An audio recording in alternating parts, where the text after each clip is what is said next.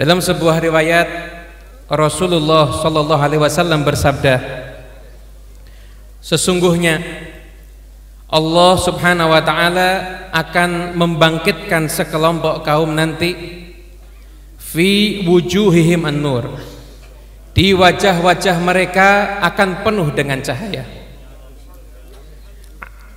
dan mereka duduk di atas mimbar-mimbar dari mutiara dan permata yang sangat indah. Maka ketika menyaksikan itu, setiap orang yang menyaksikan mereka, maka orang-orang tersebut berharap seandainya merekalah yang dibangkitkan dengan wajah yang bercahaya, merekalah yang dibangkitkan di atas mimbar-mimbar yang penuh dengan mutiara yang sangat indah. Laisu bi anbiya wala syuhada, dan mereka bukan nabi, mereka bukan pula orang-orang yang mati dalam keadaan syahid. Ketika mendengarkan itu, maka salah seorang sahabat Nabi yang berasal dari dusun pedalaman yang sangat jauh, sahabat tersebut sambil merangkak mendatangi Nabi Muhammad SAW.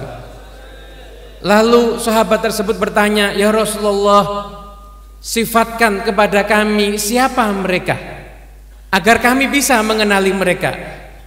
Sahabat merangkak mendatangi Nabi, penasaran siapa manusia yang diceritakan dengan penuh haibah, penuh kewibawaan, penuh keagungan oleh Rasulullah SAW. Maka Nabi menjawab, humul mutahabuna fillah, mereka adalah orang-orang yang saling mencintai karena Allah dan di jalan Allah. Min qabail syatta, mereka dari berbagai macam suku yang berbeda. Wa biladin syatta, dari berbagai macam daerah yang berbeda. Yajtami'una ala dzikrillah, datang dari tempat yang berbeda, suku yang berbeda, kumpul menjadi satu, tujuannya hanya untuk mengingat Allah Subhanahu wa taala. Wa yadhkuruna, dan mereka benar-benar mengingat Allah Subhanahu wa taala. Majlis itu adalah majlis yang kita hadiri pada malam hari ini. Semoga Allah jadikan kita semuanya saling mencintai, dan Allah akan bangkitkan kita penuh dengan cahaya nanti ada di hari kiamat. Amin ya rabbal alamin. Hadirin yang dimuliakan Allah Subhanahu wa taala, pada kesempatan yang mulia ini saya akan menyampaikan sedikit apa daripada yang bisa kami tangkap daripada nasihat kalam Al-Habib Ali bin Muhammad Al-Habsyi. Semoga membawa berkah dan manfaat untuk kita semuanya.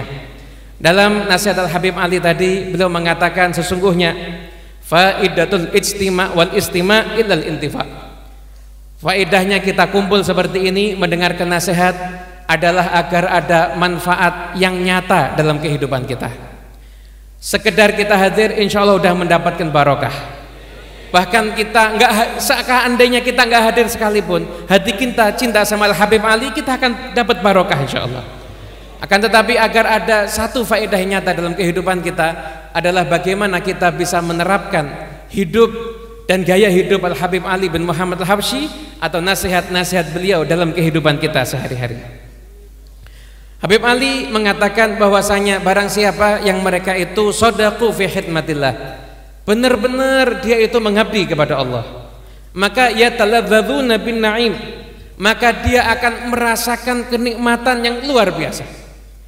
Bahkan kenikmatan orang yang bersungguh-sungguh dia mengabdi kepada Allah Subhanahu wa taala, itu mengalahkan kenikmatannya orang yang ahli menuruti syahwat di dalam dia menuruti syahwatnya. Hal ini sesuai dengan firman Allah Subhanahu wa taala, innal abrara lafi na'im, sesungguhnya orang-orang yang baik maka dia berada dalam kenikmatan. Habib Ali mengomentari ayat tersebut mengatakan, orang yang abrar dia merasakan kenikmatan itu di dunia ini. Di dunia ini mereka merasakan kenikmatan, terlebih lagi nanti ada di akhirat. Di masa hidup beliau, ketika itu manusia yang duduk bersama dengan Habib Ali, maka mereka mengatakan, sesungguhnya kami merasa kami sedang hidup di dunia, itu hanya setelah wafatnya Habib Ali. Selama masa hidupnya Habib Ali, kita nggak kaya di dunia, kita kaya di surga. Bahkan ketika ada di majelisnya Habib Ali, kalau seandainya malaikat Ridwan mendatangi kami lalu mengatakan ayo berdiri dan masuk surga, maka kami nggak akan berpaling daripada majelisnya Habib Ali, karena kenikmatan yang sudah kami rasakan di majelis tersebut. Orang-orang yang merasakan nikmat saat ini, orang bingung mencari kebahagiaan, mencari kenikmatan, tapi dengan cara yang salah, dengan metode yang salah. Kenikmatan yang sesungguhnya adalah ketika kita benar-benar mengabdi kepada Allah, mengabdi kepada Rasulullah SAW, dan mengabdi kepada mereka yang berada di jalannya Allah dan di jalannya Rasulullah SAW. Habib Ali tadi juga menyampaikan bahwasanya jalan hidup orang-orang yang soleh itu adalah tanda kalau kita ini berada pada jalan yang aman dan selamat. Kalau kita itu berpaling dari jalan mereka, maka kita akan ketemu sama jalan yang lain. Kita akan ketemu dengan quta'ut thariq, para perampok, para begal yang akan menghalangi agar kita sampai kepada Allah Subhanahu wa taala. Mungkin bisa kita ambil satu perumpamaan atau satu permisalan. Anda yang datang dari daerah yang jauh, mungkin ada yang pertama kali Anda datang ke kota Solo, untuk sampai ke tempat ini Anda melewati perjalanan yang panjang. Dari tempat hotelnya, mungkin dari tempat menginapnya, Anda lewat di daerah sini, Anda kena macet, lewat sana lagi ada macet, lewat sana lagi jalannya padat, terus hingga akhirnya kalau mungkin hari biasa perjalanan bisa ditempuh hanya 15 menit, ini sampai 1 jam mungkin perjalanan. Tapi ketika Anda dibawa oleh seorang supir yang dia ngerti kondisi kota Solo, ngerti bertahun-tahun dia tinggal ada di sini, maka dia bisa memilihkan jalan yang paling cepat dan yang paling gampang, hingga Anda bisa sampai ke tempat ini nggak lama-lama dan nggak capek. Kita hidup juga sama. Kita ini hidup mengejar agar kita bisa masuk surganya Allah Subhanahu wa taala, agar kita bisa mendapatkan keridhaan Allah, agar kita bisa mendapatkan as-sa'adah al-abadiyah. Kalau kita buat jalan sendiri, nggak sampai kita. Kita akan ketemu macam-macam manusia, macam-macam pemikiran yang akan menjauhkan kita dari jalannya as-salafun as-salihun. Tapi kalau kita mengikuti jalannya Habib Ali bin Muhammad al-Habsyi, kita ikut jalan mereka, maka jalannya Habib Ali atau jalannya as-salafun as-salihun yang seperti Habib Ali, maka jalan inilah yang akan menyampaikan kita menuju ridha Allah dengan cara yang paling cepat dan cara yang paling mudah.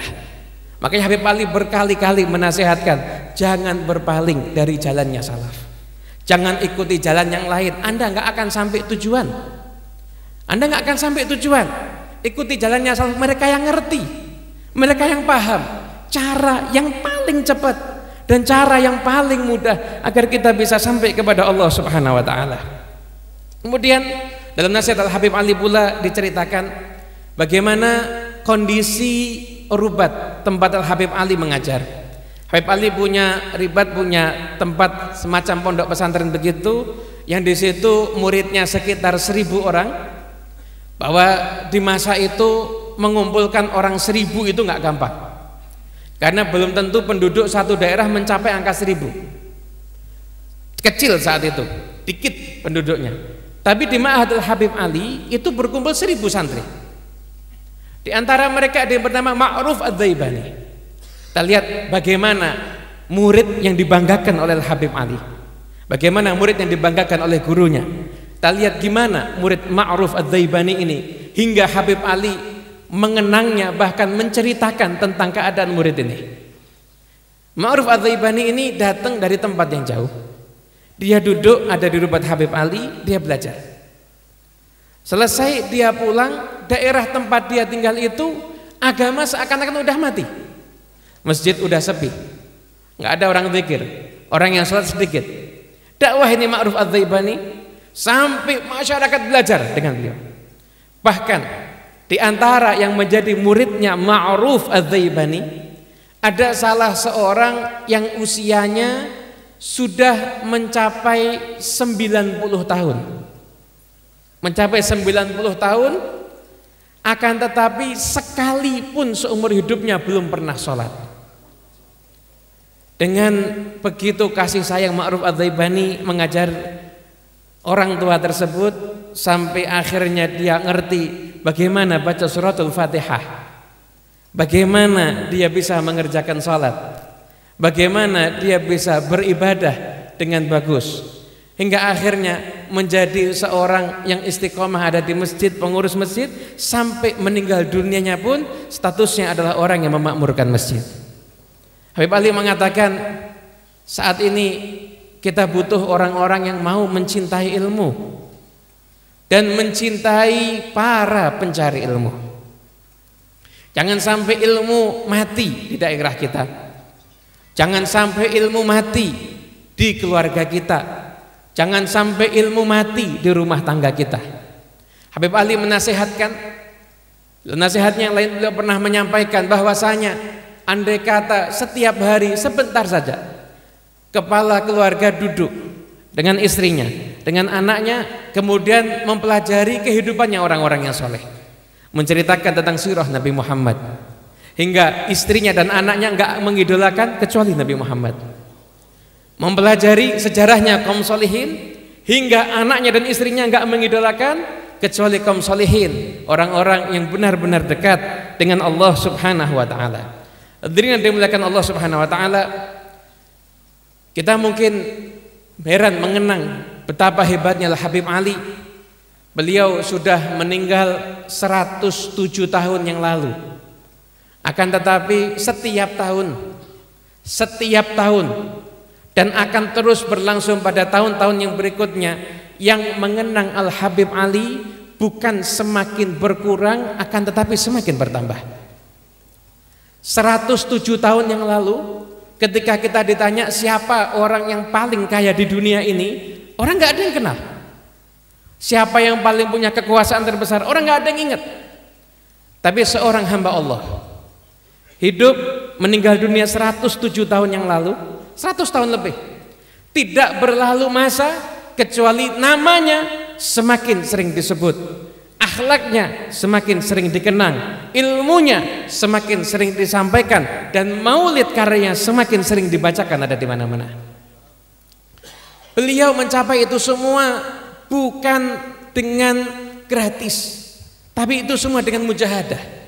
Bagaimana tarbiyah ibunya, kemudian bagaimana tarbiyah gurunya, bagaimana beliau mujahadatun nafas, melawan hawa nafsu. Habib Ali beliau pernah menyampaikan, alhamdulillah, saya bersyukur tidak pernah satu malam pun saya tidur dalam keadaan saya marah kepada satu orang pun dari antara kaum muslimin. Nggak pernah. Nggak pernah saya mendoakan kejelekan kepada siapapun, sekalipun orang itu mendolimi aku, sekalipun orang itu jahat kepadaku. Nggak pernah. Hatiku nggak pernah membenci, lisanku nggak pernah mendoakan kejelekan. Bal absutu lahum hali wa mali, bahkan aku siapkan untuk mereka jiwaku, diriku, semua yang aku punya, hartaku aku siapkan untuk membantu mereka. Yang aku inginkan agar mereka mendapatkan manfaat dari aku. Yang aku inginkan agar mereka itu menjadi orang-orang yang baik. Bahkan aku siap mengutamakan mereka dibandingkan diriku sendiri. Dan seandainya aku bisa memberikan syafaat, maka akan aku berikan syafaat kepada mereka agar mereka semuanya menjadi orang-orang yang soleh, menjadi orang-orang yang selamat. Lihat bagaimana keadaan hati Al-Habib Ali. Lalu koreksi diri kita. Berapa orang yang kita benci? Berapa orang yang kita benci terkadang hanya kita dengar, bukan karena kita lihat. Dan kita nggak tahu yang kita dengar ini benar atau salah. Kita sekedar dengar, kita benci. Kita kotori hati kita. Kita kotori hati kita dengan kebencian, dengan permusuhan. Perkumpulan ini akan menjadi perkumpulan yang membawa berkah. Akan tetapi di situ harus ada saling mencintai di antara kita semuanya. Harus ada saling mencintai di antara kita semuanya. Benar-benar ketika kita merasakan ada saudara kita yang tersakiti, maka seakan-akan kita pun juga ikut tersakiti karena kecintaan kepada mereka.